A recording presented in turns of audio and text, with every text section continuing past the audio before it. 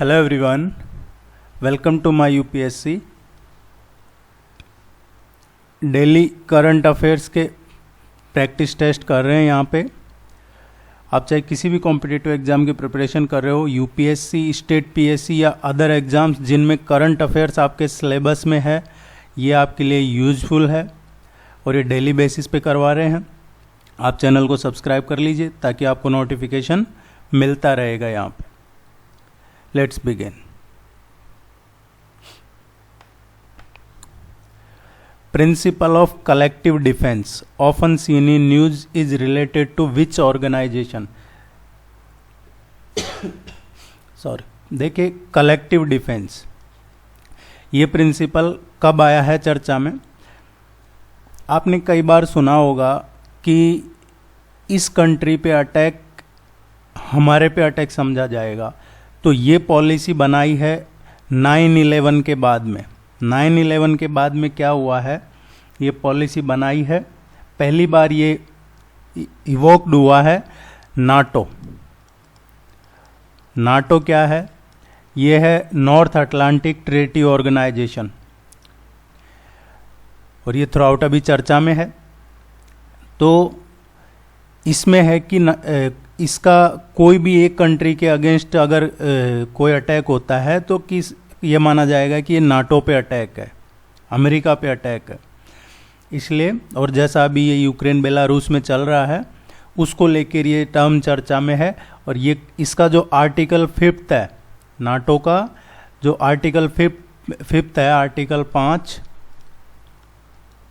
उसमें ये मेंशन है collective defense means that an attack against one ally is considered as an attack against all allies। एक allies के against अगर आप अटैक करते हैं तो वो सभी के खिलाफ माना जाएगा। ये नाटो का है, ये 9/11 के बाद से बनाया है। सी इसका करेक्ट आंसर है। देखिए, जो भी आपके एग्जाम से रिलेटेड करंट अफेयर्स का होगा वो यहाँ आपको सारा अवेलेबल करवा दिया जाएगा। Twin balance sheet problem refers. Twin balance sheet क्या है? देखिए, जब इकोनॉमी में बूम पीरियड रहता है या इकोनॉमिक ग्रोथ है रबस्ट, तो कॉरपोरेट्स क्या है, are encourage to invest and expand aggressively. ये बहुत एग्रेसिवली इन्वेस्ट करते हैं जो कॉरपोरेट्स हैं, और उससे क्या होता है कि बैंक हैं वो एकदम स्ट्रेस में हो जाते हैं, और कॉरपोरेट्स हैं जो ओवर लेवरेज्ड हो जाते हैं, और वो उनका जो लोन है वो पे नहीं कर पाते। ये बहुत ज़्यादा इन्वेस्ट कर देते हैं और बाद में जो बैंक है उससे जो लोन है वो उसको रीपे नहीं कर पाते हैं। ये है ये एक्चुअली ट्विन सीट। अभी ये चर्चा में है क्योंकि ऐसा है कि जो एनपीए है, एनपीए जो नॉन परफॉर्मिंग एसेट्स हैं, are not just about bank governance. ये सिर्फ बैंक गवर्नेंस के लिए ही नहीं है, ये ऐसा चर्चा में है। तो ये इसका जो करेक्ट आंसर आएगा, increase of current account deficit and fiscal deficit is refers to as a twin balance sheet problem. ये बहुत इंपॉर्टेंट है, ज़्यादातर एग्जाम्स में पूछा जाता है।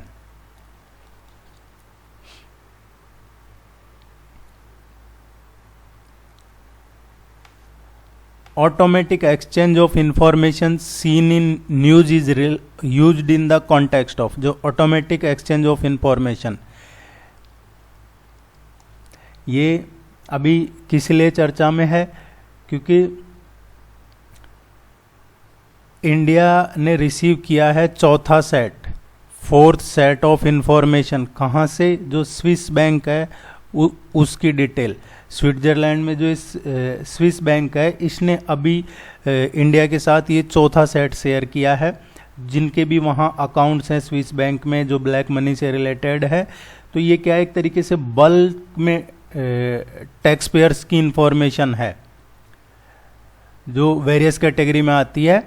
तो ये टैक्स पेयर इंफॉर्मेशन है जो स्विस बैंक ने शेयर किया अभी चौथा सेट इंडिया के साथ। इसको बोलते हैं ऑटोमेटिक एक्सचेंज ऑफ इंफॉर्मेशन। अब ये हर साल शेयर करेगा इंडिया के साथ, साल में एक बार। जो भी अकाउंट डिटेल्स हैं वहाँ पे, जो भी अकाउंट खुलवा रखे हैं इंडियंस ने, उनकी। Foreign direct product rule, FDPR, a rule on technology export control that was recently in news, belongs to। देखिए, जो FDPR है, फॉरेन डायरेक्ट प्रोडक्ट रूल, इसमें क्या है, ये इन्होंने पहले ट्राई किया जो हवाई है उसके साथ। उसके बाद इन्होंने ट्राई किया रसिया के साथ, हवाई के बाद में इन्होंने रसिया के साथ ये ट्राई किया, और अब इसको यूज कर रहे हैं ये चाइना के अगेंस्ट। अब ये चाइना के पीछे यूज कर रहे हैं इसको, जो चाइना की advance computing and super computer industry है, advance computing and super computer जो इंडस्ट्री है चाइना की, उसके पीछे लग गए अब ये। एक्चुअली ये क्या है, इसमें जो यूएस रेगुलेटर हैं वो एक्सटेंड करते हैं technology export control power far beyond America's border और transaction between foreign country and China. तो ये यूएस से related foreign direct product rule अब ये चर्चा में है, क्योंकि ये यूएस रेगुलेटर्स अब ये चाइना के पीछे लग गए हैं। सी इसका करेक्ट आंसर है।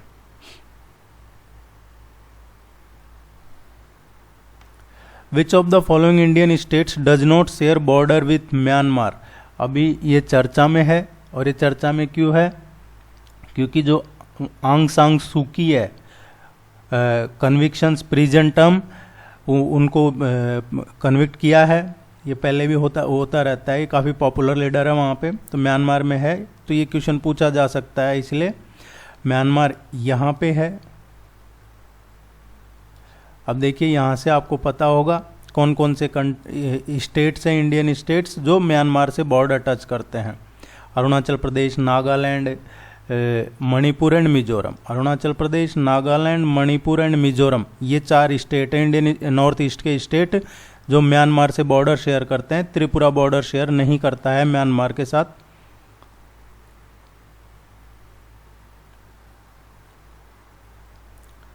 Which of the following will be the implication of the economic growth cut by the IMF on the Indian economy? पहले क्या है एक्चुअली, अब देखिए ये तो ज़्यादातर वैसे तो अमेरिका के कंट्रोल में, अगर आप अमेरिका की बात मानते हैं, अमेरिका के अकॉर्डिंग चल रहे हैं, तो फिर आपकी अच्छी रेटिंग आएगी, सब कुछ आपका इम्प्रूव दिखाया जाएगा। अदरवाइज आपका चाहे वो ईज ऑफ डूइंग बिजनेस हो या कोई और रेटिंग हो, वो सब रेटिंग आपकी डाउन हो जाएंगी। अब ये इन्होंने दिखाया है, पहले दिखाया था 7.4% है जो बेस की इतना फिस्कल ईयर में है जो प्रोजेक्शन होगा, लेकिन अब इसमें है जो इन्होंने 6.8 दिखाया है, 6.8% ग्रोथ रेट इंडिया की 2022 के लिए।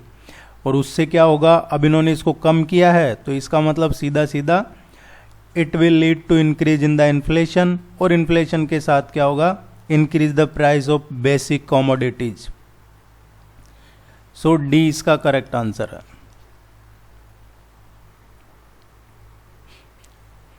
इन्फ्लेशन के साथ चीज़ों की रेट बढ़ जाएंगे। Mainstreaming biodiversity in forestry report was released by which of the following organisation. जो बायोडाइवर्सिटी इन फॉरेस्ट्री रिपोर्ट, ये कौन रिलीज करता है? अभी ये रिसेंटली जो रिलीज की है ये FAO, इसने रिलीज की है, फूड एंड एग्रीकल्चर ऑर्गेनाइजेशन ने। बी इसका करेक्ट आंसर है। आप सब्सक्राइब जरूर कर लीजिएगा। Consider the following statements with respect to united nations world geospatial information congress. ये अभी एक्चुअली क्या है, इसको एड्रेस किया है प्राइम मिनिस्टर ने। ये जो यूनाइटेड नेशंस वर्ल्ड जियो स्पेशियल इंटरनेशनल कांग्रेस है इसको, और ये इसका सेकंड कॉन्फ्रेंस था। कौन सा था? सेकंड कॉन्फ्रेंस था। और इसका थीम क्या था? Geo enabling the global village, ये इसका थीम था। अब it is organised by the united nations committee of expert on global, ये सही नहीं है, क्योंकि ये लिख रखा है बायनली, जबकि ये है एवरी 4 ईयर्स, इसलिए स्टेटमेंट सही नहीं है। The geospatial way to be a better world is the theme of this year. जैसा कि मैंने बताया, इसकी ये थीम नहीं है। इस बार की जो थीम है, geo enabling the global village, geo enabling the global village, ये इस बार की थीम है। ये स्टेटमेंट भी सही नहीं है। It aims to enhance international collaboration among the member states and relevant stakeholders in geospatial information management and capacities। देखिए इसीलिए ये इंफॉर्मेशन मैनेजमेंट एक्सचेंज ये इसीलिए ही आयोजित किया है। इसका एक कॉन्फ्रेंस है जो 20 का करेक्ट आंसर आएगा। ओनली थर्ड स्टेटमेंट सही है।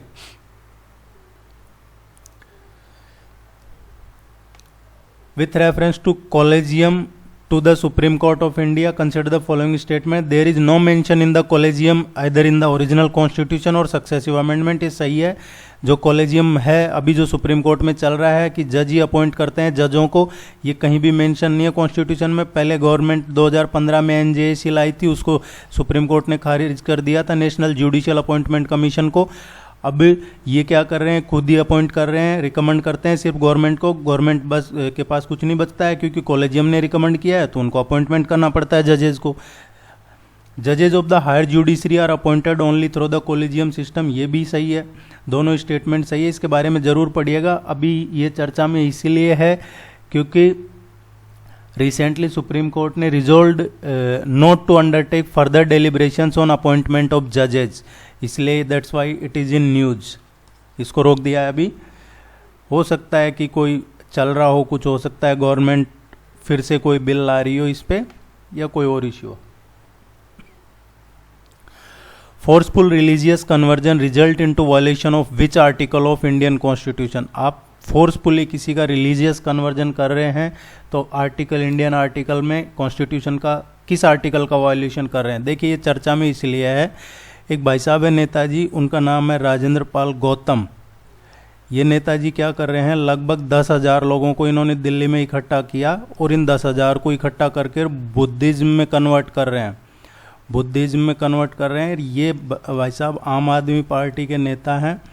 ये कह रहे हैं कि हिंदुओं में कोई गॉड गॉडेज नहीं है और ये उनको कसम वसम भी ऐसा कुछ दिला रहे हैं अम्बेडकर के नाम पर। ये सब कुछ ऐसा कुछ चल रहा था तो दिल्ली पुलिस ने अब इनके खिलाफ कंप्लेंट की है किसी ने, तो इनको पूछा जाएगा कि आप ऐसा क्यों कर रहे हैं। हालांकि अभी तो इन्होंने, ये जो मंत्री था कोई, इसने रेजिग्नेशन कर दिया है, पर रेजिग्नेशन से क्या होता है, आम आदमी पार्टी को इससे पार्टी से निकालना चाहिए ऐसे आदमियों को जो धार्मिक चीज़ें फैलाते हैं, क्योंकि इजी टारगेट होता है। आप किसी के रिलीजन के बारे में बोल दो तो उसमें फिर डिवाइड हो जाते हैं लोग, तो ये सबसे ईजी टारगेट है पॉलिटिशियंस का, गंदी राजनीति का। डी इसका करेक्ट आंसर है। आर्टिकल 25 का वायलेशन कर रहे हैं अगर आप। आर्टिकल 25 क्या है कॉन्स्टिट्यूशन में, it provides freedom of conscience and free profession, practice and propagation of religion. However it prohibits the conversion by force और बाय फ्रॉड। सो डी इसका करेक्ट आंसर है। ये क्वेश्चन पूछा जा सकता है एग्जाम में, आप जरूर ध्यान में रखिएगा, चर्चा में है और ये अभी आगे चलेगा चर्चा में, जैसे कोई स्टेट में इलेक्शन आते जाएंगे। आप चैनल को सब्सक्राइब कर लीजिए। All the best, good luck, thank you very much.